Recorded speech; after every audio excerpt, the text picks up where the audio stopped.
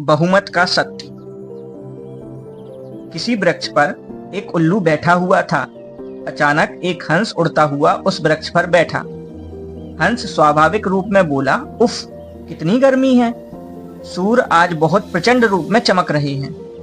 उल्लू बोला, सूर्य कहाँ है? इस समय गर्मी है। यह तो ठीक, किंतु यह गर्मी तो अंधकार बढ़ जाने से हुआ करती है। हंस ने समझाने का प्रयत्न किया, सूर्य आकाश में रहते हैं, उनका प्रकाश संसार में फैलता है, तब गर्मी बढ़ती है। सूर्य का प्रकाश ही गर्मी है। उल्लू हंसा, तुमने प्रकाश नामक एक और नई वस्तु बताई। तुम चंद्रमा की बात करते तो वह मैं समझ सकता था। देखो, तुम्हें किसी ने बहका दिया है। सूर्य या प्रकाश नाम की वस्तुओं की संसार में कोई सत्ता ही नहीं।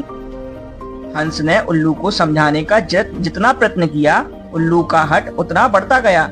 अंत में उल्लू ने कहा, यद्यपि इस समय उड़ने में मुझे बहुत कष्ट होगा, फिर भी मैं तुम्हारे साथ चलूंगा।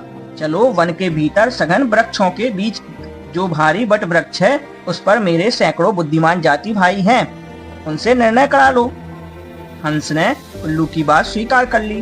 वे दोनों उल्लुओं के समुदाय में पहुंचे। उन उल्लुओं ने कहा, यह हंस कहता है कि आकाश में इस समय सूर्य चमक रहा है, उसका प्रकाश संसार में फैलता है, वह प्रकाश उष्ण होता है।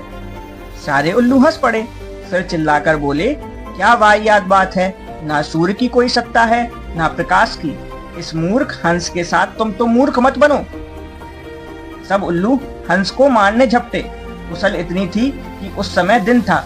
उल्लुओं को वृक्षों के अंधकार से बाहर कुछ दिख नहीं सकता था।